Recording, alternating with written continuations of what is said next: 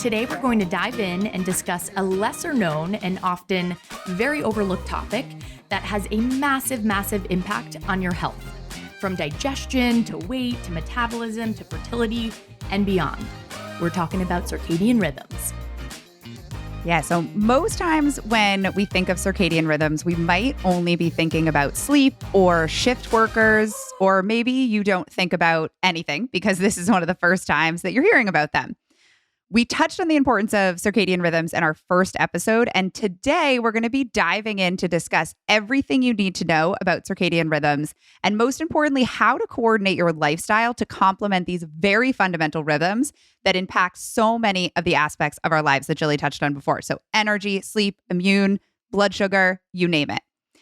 So we do want to just say a note, because we did mention shift workers, that circadian rhythm is so important for shift workers, but the application varies slightly. So today's conversation is really going to be geared more towards non-shift workers or individuals who work a daytime work schedule. But if there's interest in the topic of shift workers and circadian rhythms, we would love to hear from you on Instagram, and we can totally plan an episode devoted fully to that topic because it's super fascinating. So hit us up at Your Body Has Your Back if you are a shift worker or you know and love someone who's a shift worker who you would love to learn more about how we can help to support their circadian rhythms. So without further ado, Jilly's going to take it away with laying the groundwork on what the heck is circadian rhythm. Yes. So let's dive in. Circadian rhythms are physical, mental, and behavioral changes that follow roughly a 24-hour cycle. The term circadian rhythm basically describes this 24-hour pattern that all of our body's internal processes are operating on. Circadian rhythms work to help make sure that the body's processes are basically optimized at various points during a 24-hour period. Simply put, circadian rhythms are making sure that everything is happening in the right place at the right time of day in the body. Circadian rhythms are regulated by a master clock in the brain, as we refer to it.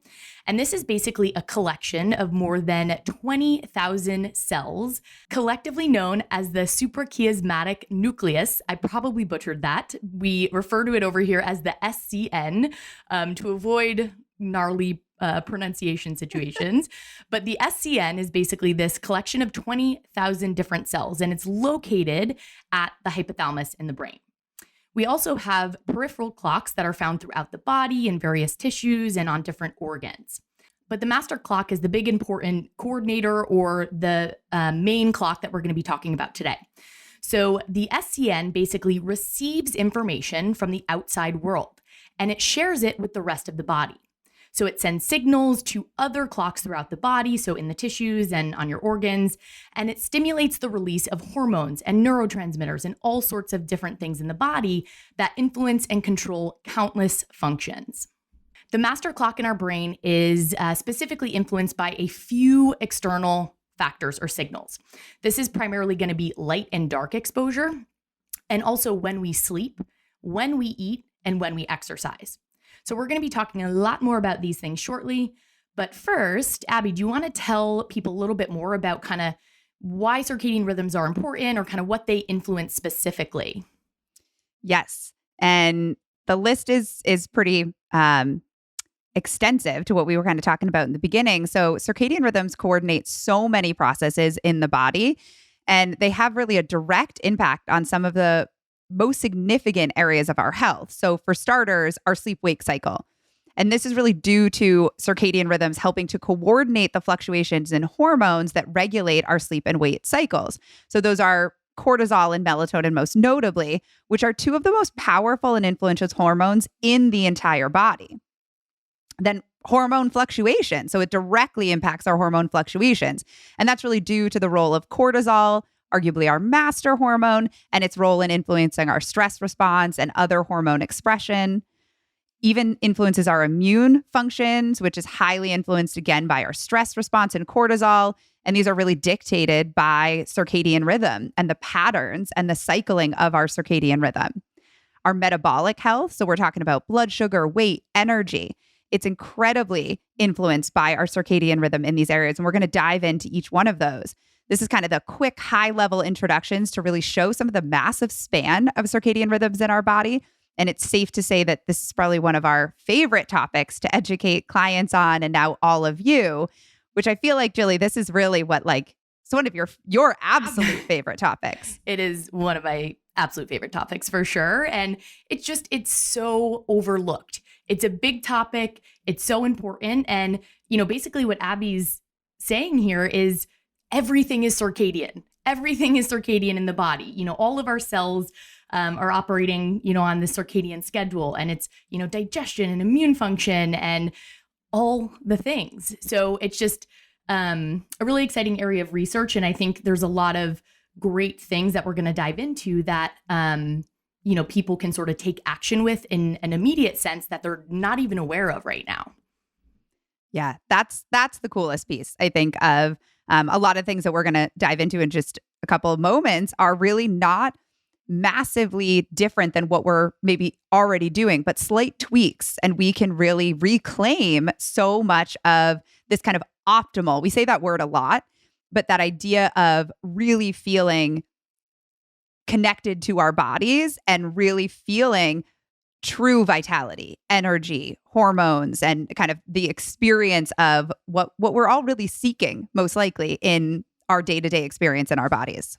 And I might argue that a lot of us, or a good chunk of, kind of the adult population, doesn't even know what that feels like at baseline, right? To have, true consistent energy and, stable mood, and to, be able to think clearly and not be experiencing, brain fog and things like that, or consistent digestion. I think the expectations that people are, now having around their health have really lowered, which is unfortunate because there's so much opportunity there. Yeah, that's a really good point. And, is the expectation that we're all Energizer bunnies and no one ever feels low mood or lethargic or fatigued or any of that? Not at all. But really to recognize that there are so many tools that are at our fingertips to help us to kind of more quickly come out of those low moods, or more quickly come out of that low fatigue, low energy, things that we can be doing like in the very moment or throughout that 24-hour day, or even into, more of our routine and consistency. And that's really what circadian rhythms help to support us at. But we've got kind of not to say there's a lot stacked against us in our modern 21st century world, but it's a little bit of the age-old story of the good old days versus the shiny 21st century modern world.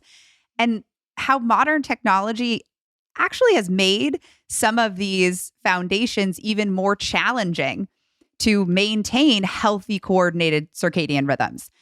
And this is really because of how important both that light and dark experience is for healthy circadian rhythms. So in the olden times, the major light source was the sun.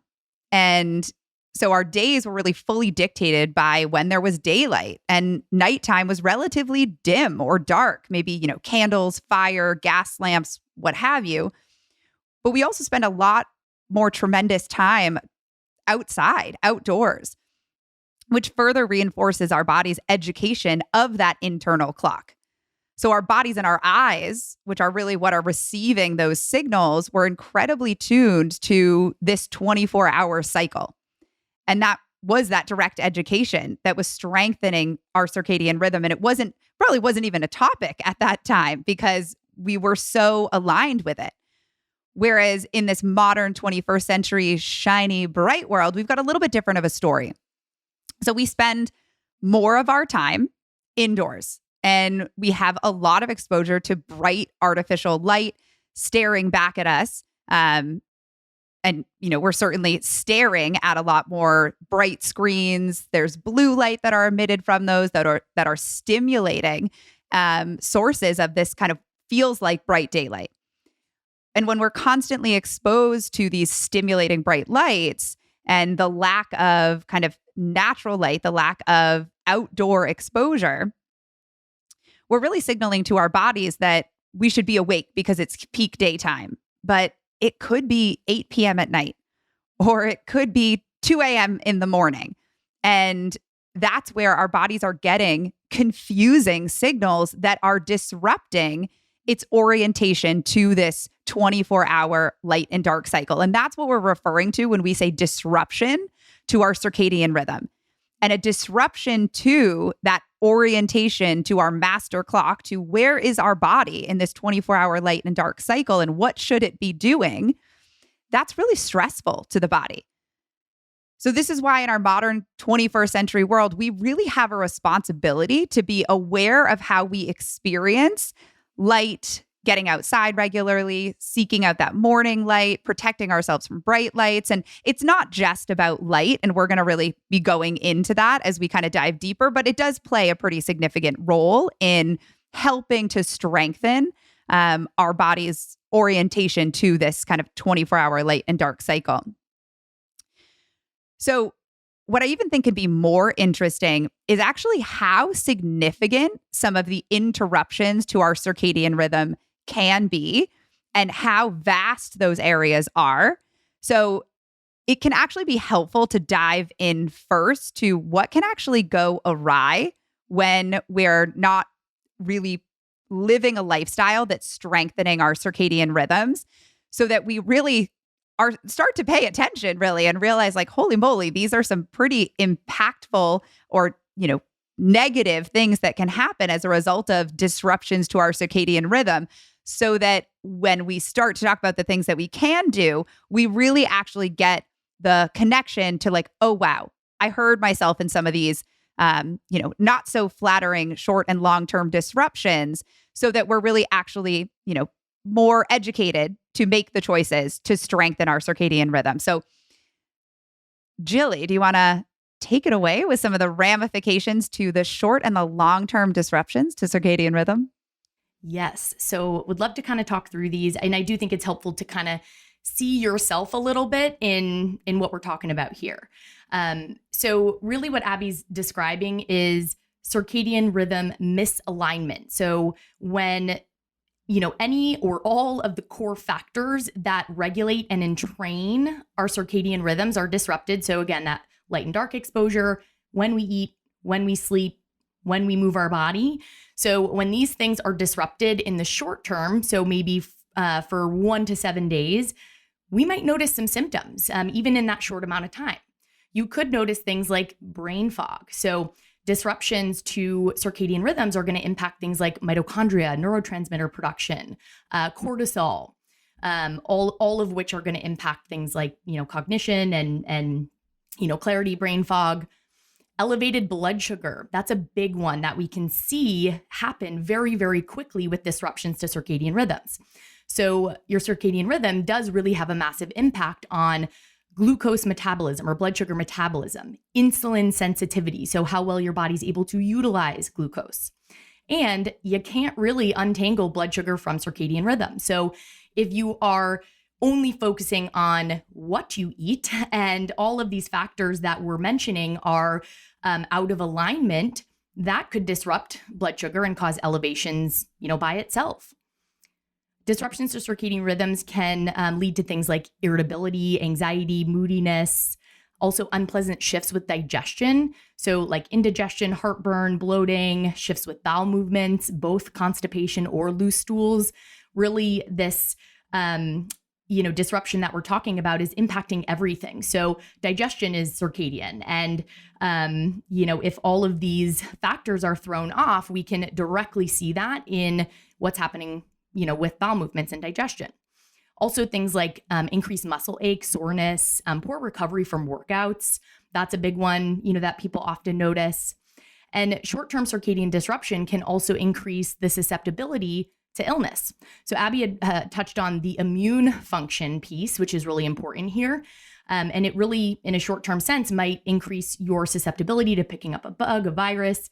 And this is only with short-term disruption. So it's a big deal. And you may really feel these symptoms with, just a little bit of disruption short-term.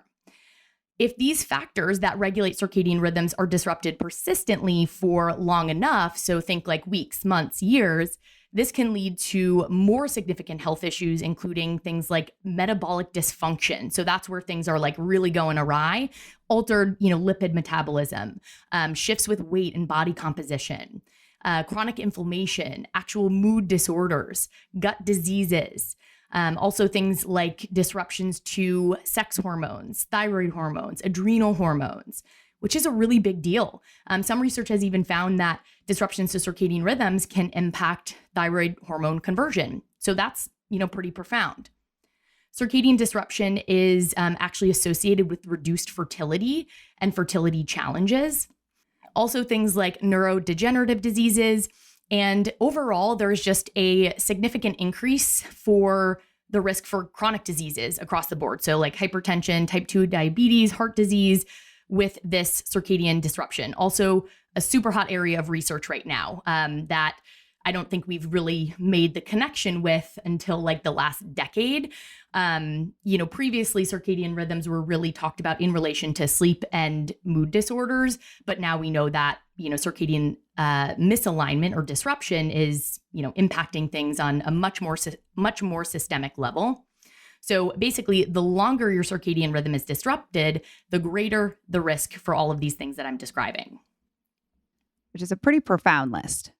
It is. And we don't say these things to scare you or cause alarm. And I think when you listen to this episode in its entirety, you're going to feel really empowered and ideally, kind of confident in how to support and entrain circadian rhythms. But I just think it's important to drive home that, this is a really big deal. And there's also so much that we can do here. So with that, pivoting towards what can we do and the tools that you can start to employ tomorrow, tonight. And that's really what lights us up in our podcast of really putting these tools in your hands. So the first step where we like to guide everyone to start is to really identify your 12-hour daytime, nighttime window. So this is really because not everyone's day is going to start at the same time. Not everyone's day is starting at 6 a.m. And similarly, not every person is going to bed at the same time, like 10 p.m. So we have to start by reflecting on your actual life and determining what is your unique 12-hour daytime, nighttime window. So when do you typically wake up for the day? When do you typically go to sleep? Now, these 12-hour windows where you kind of outline for yourself, it might not be where you ideally want to be. So for instance, if you're, let's say like a college student and you're going to bed at 2 a.m. and you're waking up at 12 p.m., maybe that's not where, after listening to this episode, you're like, oh, okay, maybe I don't want to be there all the time, but like that's where you're at now. So we got to start where we're at and be like kind of realistic, like, okay, but that's where I'm at now. That's where life is. Or, certainly you have a newborn and you're all over the place. Like take all of this with a grain of salt to know like we got to start where you're at. And then we're just going to make kind of small adjustments. So we determine that if a shift in our window is in order, we can start to gradually shift that window by making adjustments to our sleep and wake times in typically increments of like 30 minutes every week or two. So we're certainly not going to make these changes overnight because if we have an adjustment of an hour or 2 or 3 hours, we're going to need some time. So this will allow you to kind of figure out that 12-hour daytime and nighttime so that you can start to actually schedule out the rest of your day and night activities so that they're going to make sense to really help to strengthen your unique circadian rhythm at where you're at right now. Because we got to start where you're at. Exactly. You have to start where you're at and don't underestimate how profound those small, subtle, intentional shifts can be. It's really easy to get discouraged if you do feel like you're far off from, a recommendation that you hear or maybe that we mention. But know that every small shift is going to make a difference. And, sometimes the slower the better because that's where you can really make these things fit into your life and create, true sustainable habits. So now you might be thinking, what do I do in this crazy modern world that's, disrupting circadian rhythms? How can we start to support and entrain circadian rhythms for optimizing all these things that we're talking about? First up, I want to talk about light exposure and tips regarding light and dark exposure, because this is really the biggest regulator of circadian rhythms. And it is one of the more challenging things, not impossible at all, but more challenging in our modern world, since we do have some of these things kind of stacked against us. So really, at the end of the day, this is about habit creation. So again, those, kind of small, intentional, realistic shifts that you can maintain consistently. In terms of light and dark exposure specifically, Abby mentioned, identify your 12-hour daytime schedule or that window that works best for you and start from there.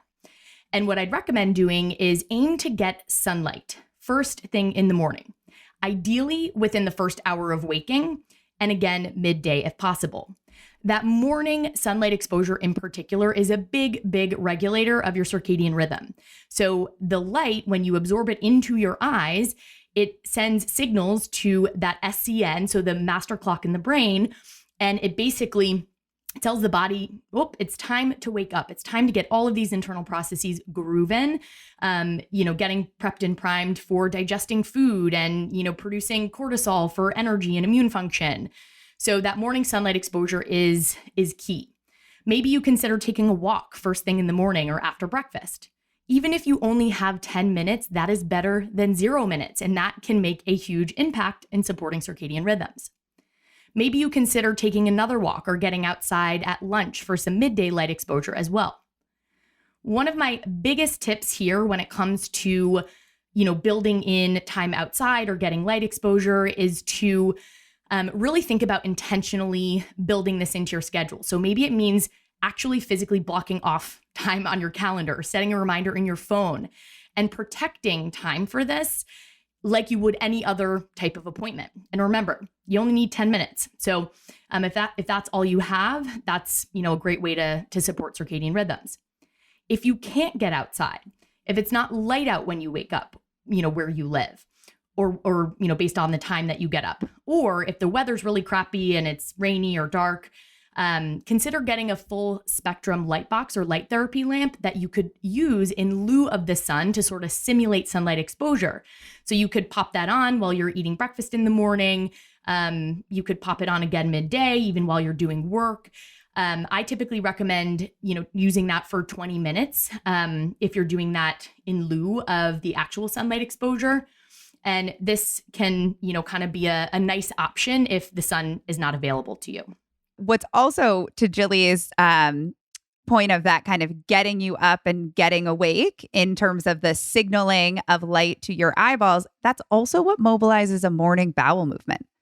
Woo. So for all my constipation people out there, light exposure can actually be a tool in your constipation toolbox. Just can't go without talking about poop in an episode. Absolutely not. It wouldn't feel right. And another point that you just made me think of is that if you are outside getting that light exposure, it ideally should be without sunglasses. So make sure we're not throwing the sunglasses on, as we roll out of bed, and make sure that we're getting that unfiltered light exposure. So that signal is, getting directly into, our eyes. Yeah. And you always say 10 minutes if on a sunny day without sunglasses, and 20 minutes if it's a cloudy, overcast, not super sunny day. And then you can put your sunglasses on if you so desire, because I know people love sunglasses. Exactly. That's the number one question I feel like when I talk about morning light. They're like, but what about sunglasses? I love that. So yeah, without the sunglasses. And I love that you also mentioned cloudy days, because sometimes I think people think that if they can't see the bright sun, no clouds, that it's not worth it. But even if it's cloudy and overcast, you absolutely are getting the benefits. You just need to stay outside a little bit longer. You can also sit near a very sunny window, but it does, again, need to be, getting directly into your eyes. It can't be that, you're across the room and there's just sunlight coming in. We really need to absorb that. For nighttime tips, we want to aim for mostly darkness during the other 12 hours that we've kind of identified as our nighttime. So, maybe your nighttime is from 8 p.m. to 8 a.m. or, 9 p.m. to 9 a.m. During those hours, consider really trying to minimize exposure to bright lights and screens specifically during those hours if it's possible.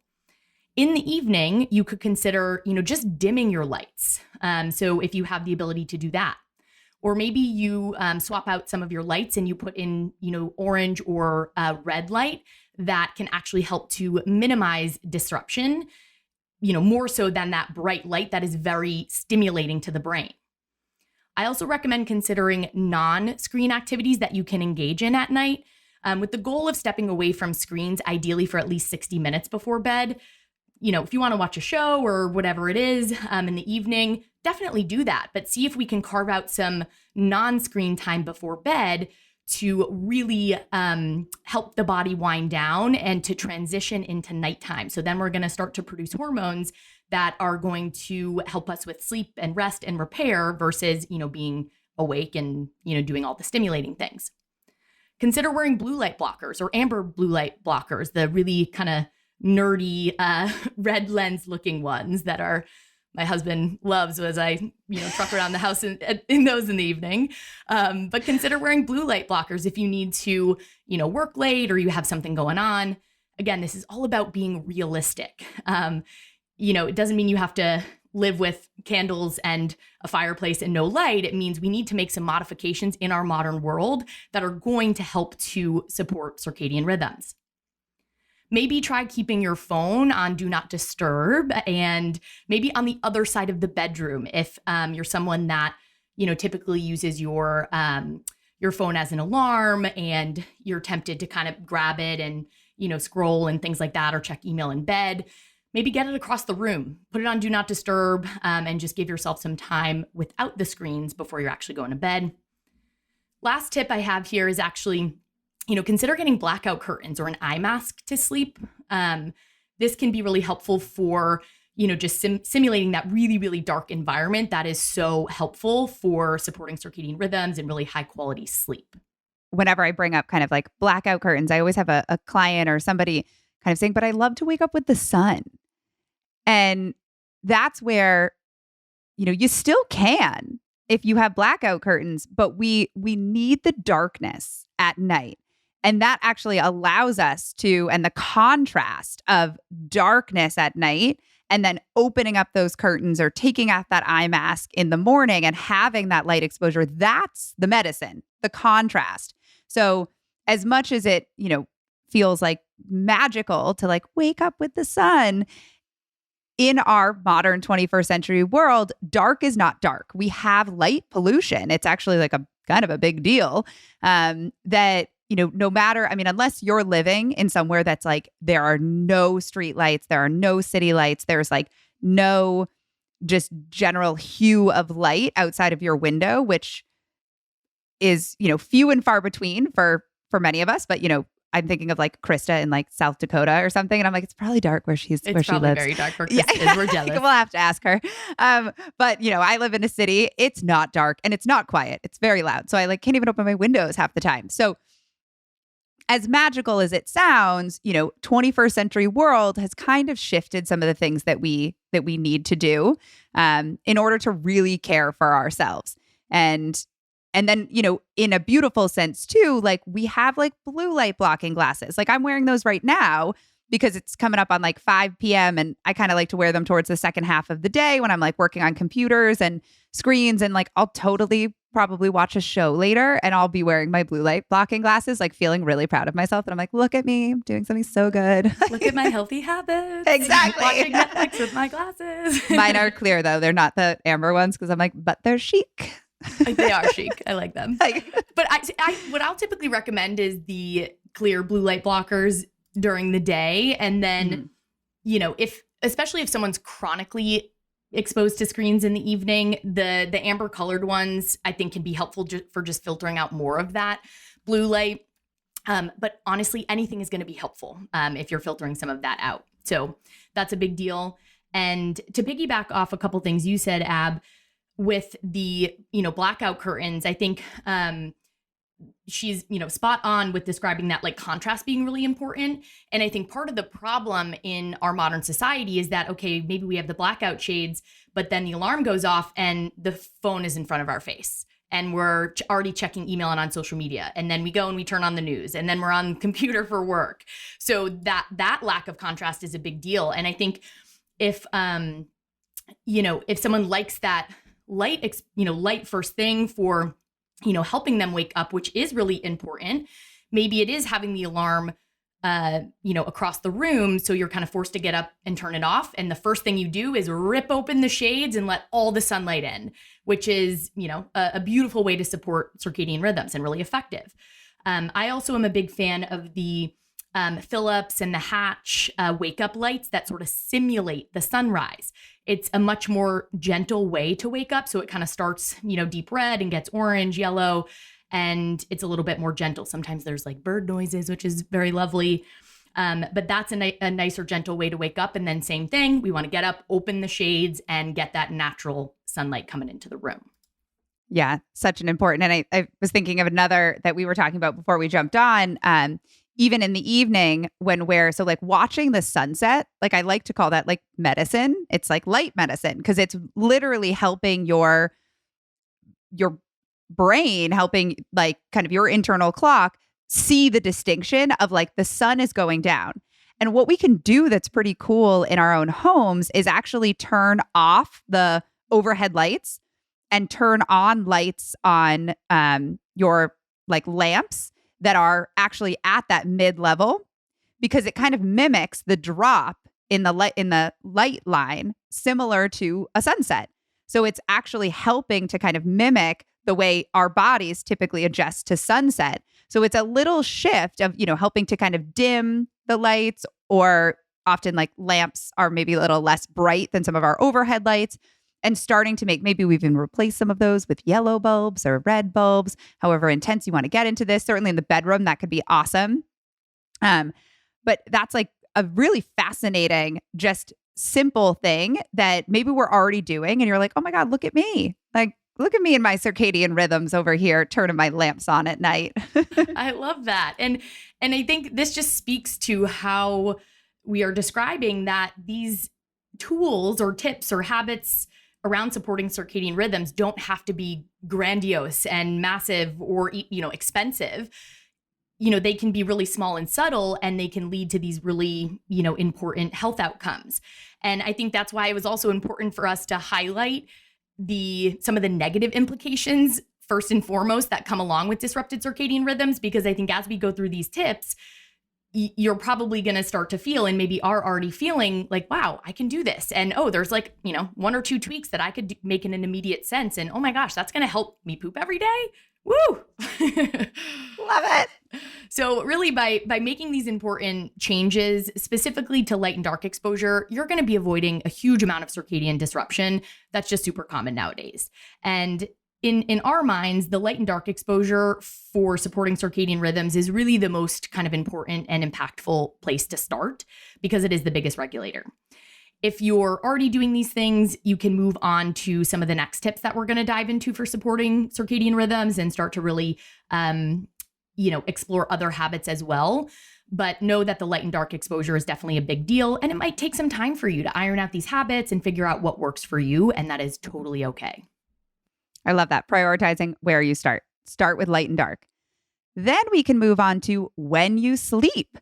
So I have to start with what is actually the most optimal sleep time from like research. And the most optimal sleep happens between 10 p.m. and 6 a.m. So let it be known that we've said that. Does that mean that's exactly when you need to sleep? No, not necessarily, but it's always helpful to have the information. That we always want to know the rules before we break them, or like, at least I like to. So what's maybe more important though are the behaviors and the routines that we have kind of like practicing our sleep, and it's that sleep patterning.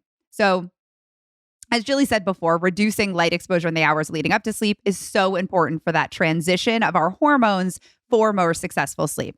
And this is really based on consistency. So when we think about consistency in sleep, the biggest thing that we want to be focusing on is actually our consistency in our sleep timing, when we go to sleep and when we wake up.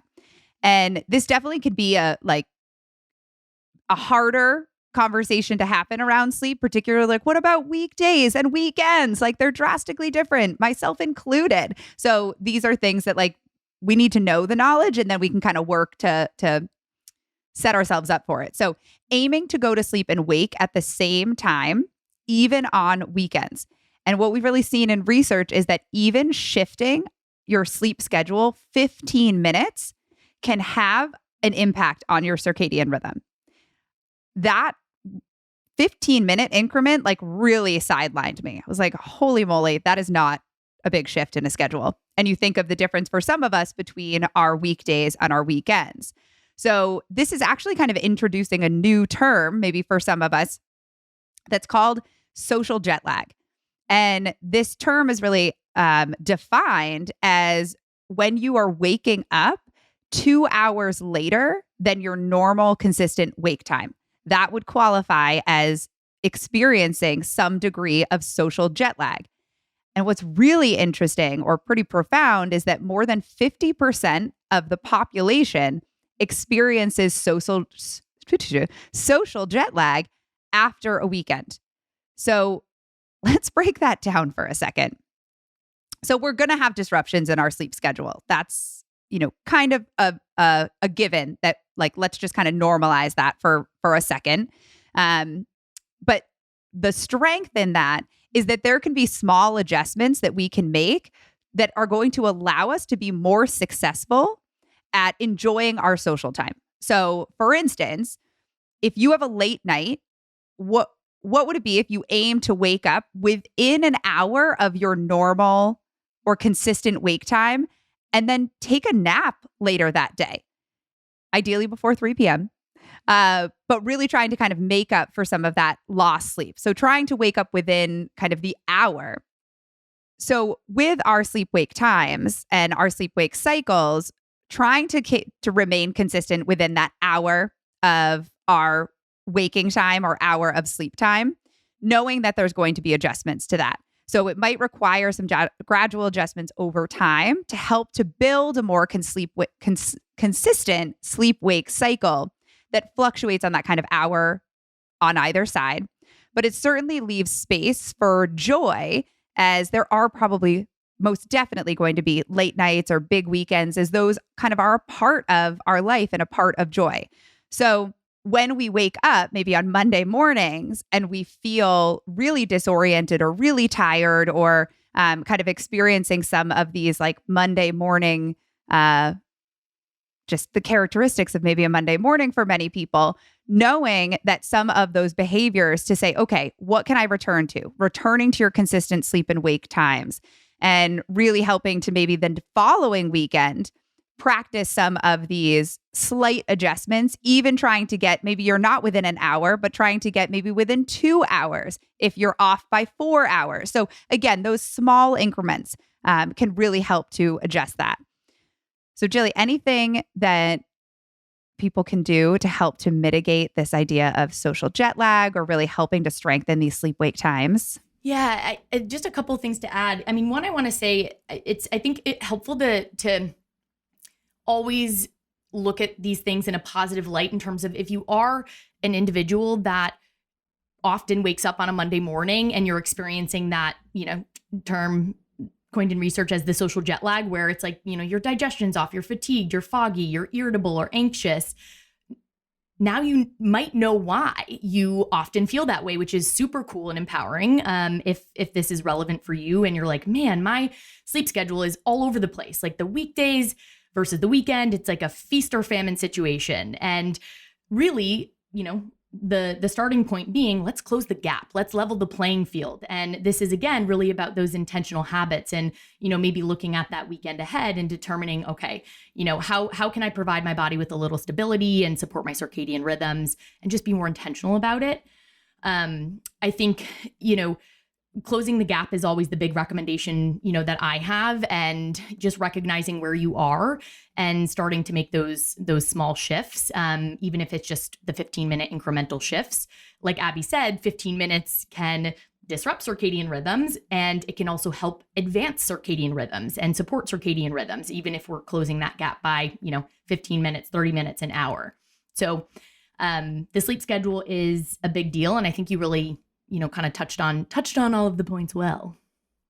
Yeah. So I think that knowledge is huge. And then, next time you experience that, it's kind of like, man, my circadian rhythm must be, totally thrown off. And it's instead of like, oh, why am I this? Why am I that? And we kind of beat ourselves up, or at least I sometimes can do that to myself. But really the knowledge of like, oh, no, it's my circadian rhythm. Okay, I need to, XYZ is what I'm going to practice tonight, tomorrow, this week, this weekend. So when you sleep has a huge influence over your circadian rhythm.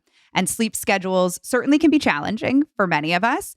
So start with one small change, gradually work from there, and know that, we're not ever going for perfection. We're going for progress and consistency, and that there's going to be disturbances to that. And we're just working to create more of that consistency. And one last thing I'll add there is that you will likely notice over time that as you create a stronger baseline with supporting circadian rhythms, that your resilience is much greater when there is deviation or disruption. If your sleep schedule and your dark and light exposure is all over the place all the time, very erratic, that is so incredibly confusing for the brain and the body, and it just has that systemic ripple effect. So if you are taking steps towards consistently, not perfectly, but consistently improving that baseline with those small tweaks, when you do deviate, you will notice that maybe you don't feel so crappy. And, maybe things feel subtly off, but as you kind of get back to that normal schedule and consistency, things, kind of realign and feel, back to normal pretty quickly. So I think the resilience piece there is really, really cool. And I think, kind of speaks to the entire premise of this podcast in terms of your body has your back. Your body is incredibly resilient. We just need to support it with, some of the right tools. That's such a good point. So let's move on to our next, big factor that impacts circadian rhythms, which is when you eat. We're not talking about what you eat today. We've talked a lot about that actually in, a lot of our last episodes. So definitely, especially episode 2, if you're like, what the heck do I eat? Go back to, episode 2 for all of the fundamentals there. Today, we're going to focus on talking about when you eat. When you eat does matter. And unfortunately, in our society, there are a lot of mixed messages about this topic. And this can just make, things feel really confusing and stressful. And like Abby pointed out, earlier in this episode, we would be doing a disservice to you if we didn't give you this information, give you the research that we have, the things that we see happening with clients in practice. So when you eat matters, but we want to talk about this in a really positive, productive way. So ultimately, when it comes to circadian rhythms, when you are eating food is a big regulator. So when we are eating food, the body is going to, really mobilize all sorts of, hormones and digestive secretions and different things that are focused on breaking down, digesting, metabolizing food. And the cool thing here is that there are ways that we can actually optimize circadian rhythms and support optimal health by just being a little bit more intentional with meal timing. And I want to preface these tips by saying, we need to remember these are tools. I feel like we keep saying this, but these are tools. These are not rigid rules. It's always a balance.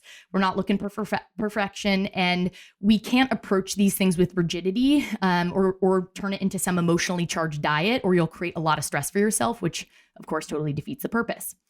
So in terms of meal timing, my main recommendation here is to aim to align your pattern of eating with your 12-hour daytime schedule.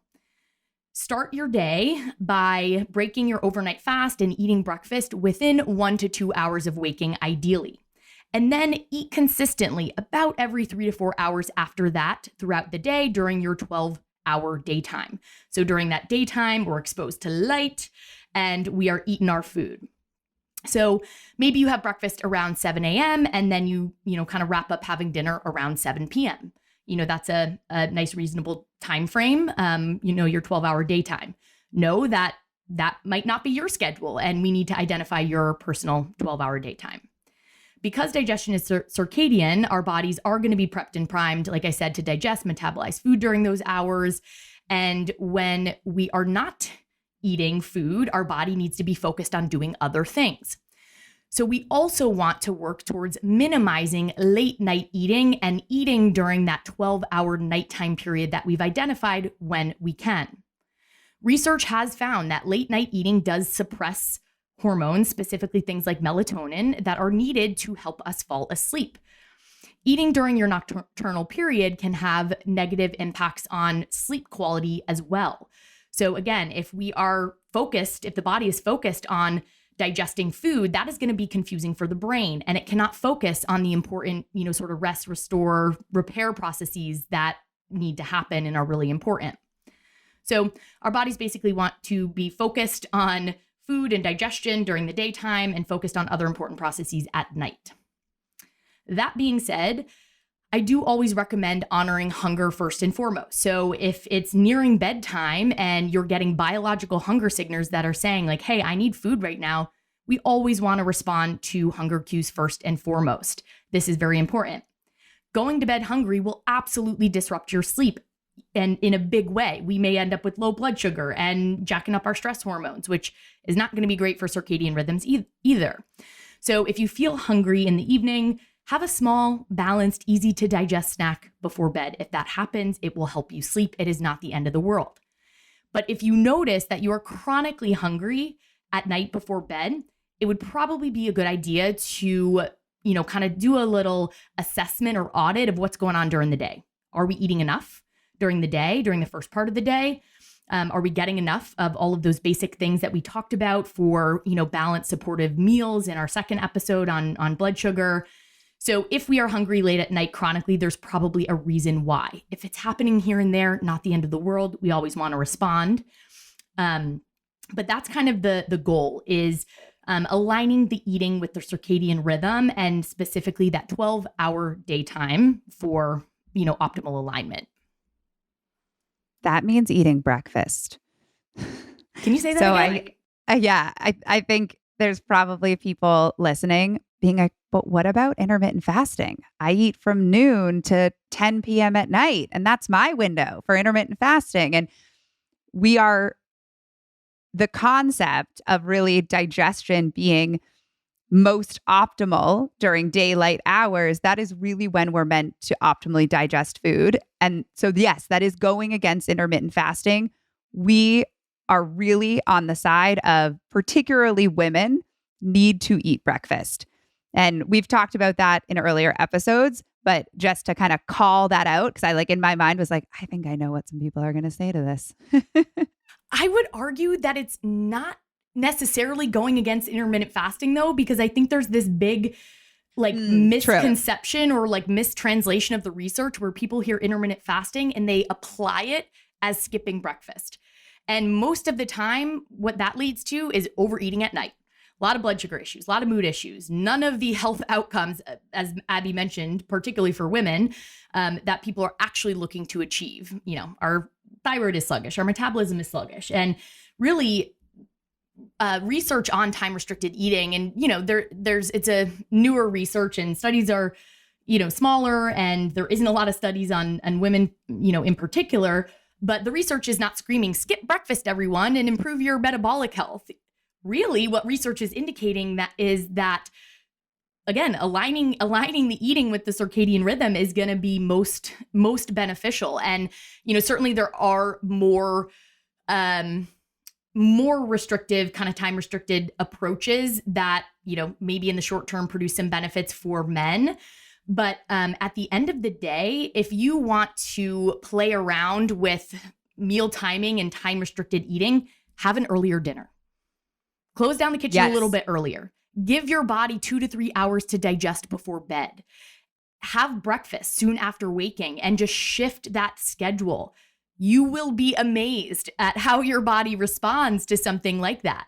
And it's one of my biggest pet peeves. It's like any person that tells me they're, intermittent fasting, I'm, doing an intake with a client and I'm like, are you skipping breakfast? They're like, yeah, I'm skipping breakfast. And I'm like, damn it, not again. Totally. Yeah. The term intermittent fasting has become synonymous for kind of media culture, I guess we'll call it, with skipping breakfast. When in reality, if it's really, we're talking about a 12-hour window. So, if we're eating within our 12-hour window, which is what we're recommending, there's a 12-hour window that we're not. And that's really when digestion and kind of repairing of the gut, repairing of the body, energy going to detox, like all of those things that are happening. And I think I love it when Jilly gets like charged up about things too. I was like, oh, here we go. I opened a can of worms. Oh my gosh. But I think this is probably, a full other episode for us to like really dive into of like eating, not the sexiest of terms, but like eating hygiene and like when do we eat and all of those things could, we could talk about that for a very long period of time. Oh my gosh, we really could. And, ultimately, because of circadian rhythms, our bodies are so primed for food and energy in the morning. We are much more insulin sensitive in the morning. Like our body's like, give me the food, give me the carbs, give me the protein, all the things. And it's, I think just none of that is being talked about.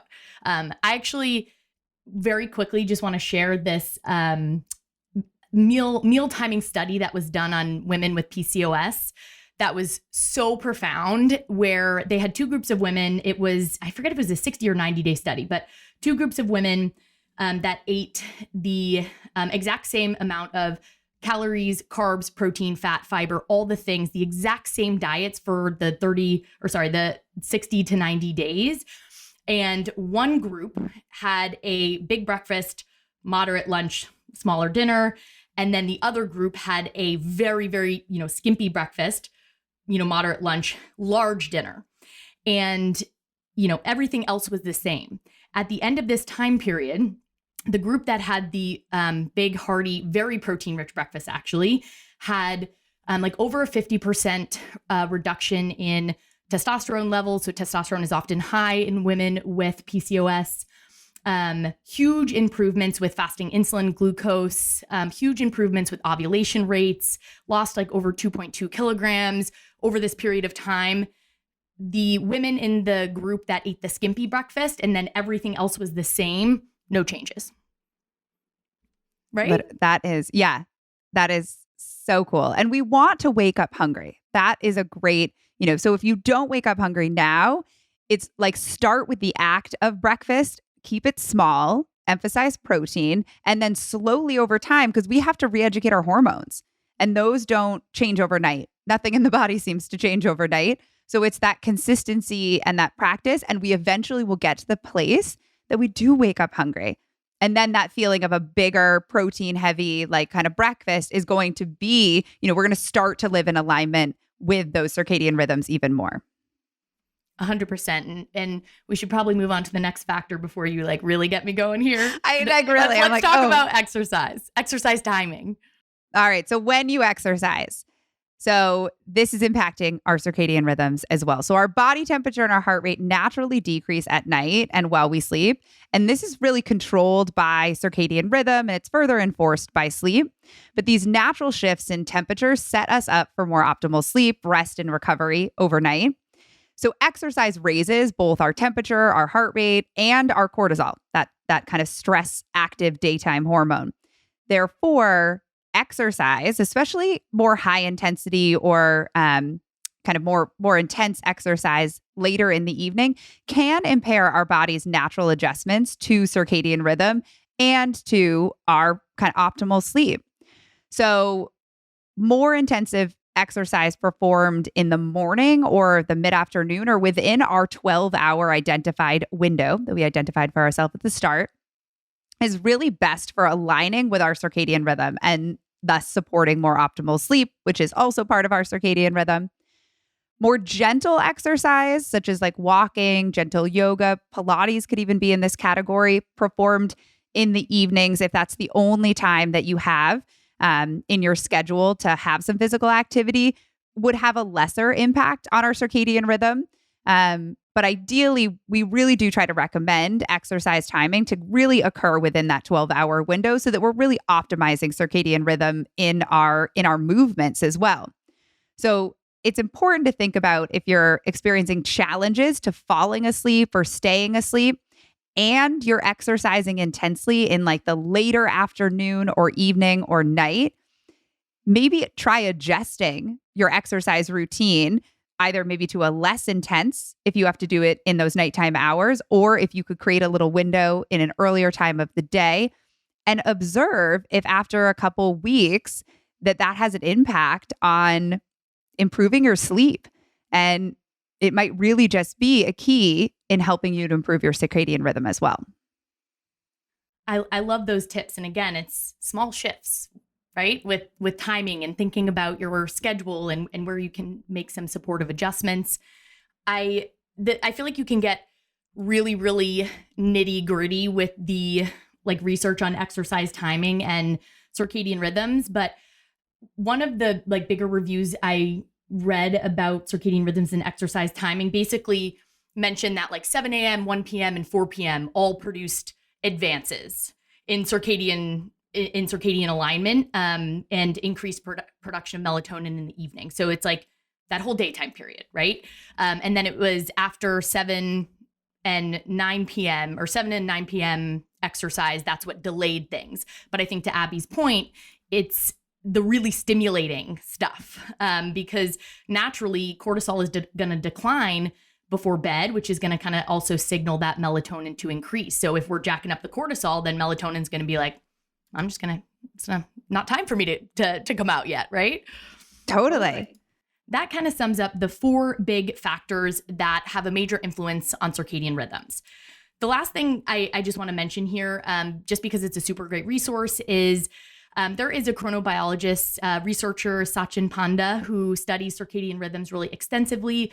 And he has a super interesting and amazing book called The Circadian Code that I highly recommend if you kind of want to dive into this a little bit more deeply. But what I think is really cool is that he argues that ultimately we're all shift workers. We're all shift workers at the end of the day, not just individuals that are working, jobs that require overnight hours. We're all shift workers due to all of the different types of circadian rhythm disruption that we're exposed to in our modern world. Abby mentioned social jet lag that can come from that weekend disruption. There's also disruptions that come from actual, travel across time zones. And maybe that's something that's happening regularly for you with your job.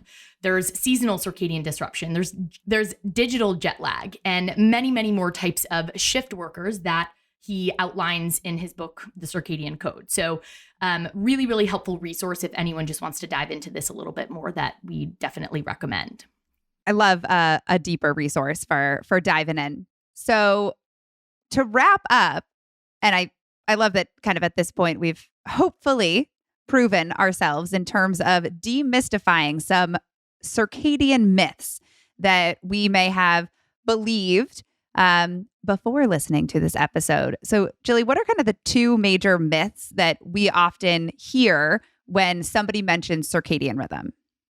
The big ones being that circadian rhythms are really only pertinent to people that work specifically overnight shifts. So you don't have to be a shift worker to be a shift worker. Really, I hope you take that away from this episode, and that these things are so profound for all of us more than ever. And the other big myth being that circadian rhythms are really only relevant for sleep and sleep quality. We have a ton of data on that. And so that's, I think, why it's most well known. But I think by now you've also realized that circadian rhythms really, they run the show. They run the show in the body. And there are so many wonderful, wonderful things that are small, but super impactful that we can implement in our day-to-day lives to entrain and optimize our circadian rhythms. Love it so much. The practical takeaways. So I'm excited. We are so excited to hear from all of you over on Instagram at Your Body Has Your Back about what are some of the takeaways that you start to implement into your lives and how you feel as a result of those. Again, starting as we kind of prioritize always, starting with light first, and then kind of working your way through that list that we really shared of those key takeaways. But definitely let us know. It lights us up to hear how you all receive the messages that we're sharing and how you implement them in your lives, and take pictures of yourself doing it and tag us. You'll see our walks literally most mornings. Most every day. Yeah. So maybe we'll pass one another on walks and we'll wave. I love that. Awesome. Well, thank you for joining us, and we'll see you in the next episode. Bye, everybody.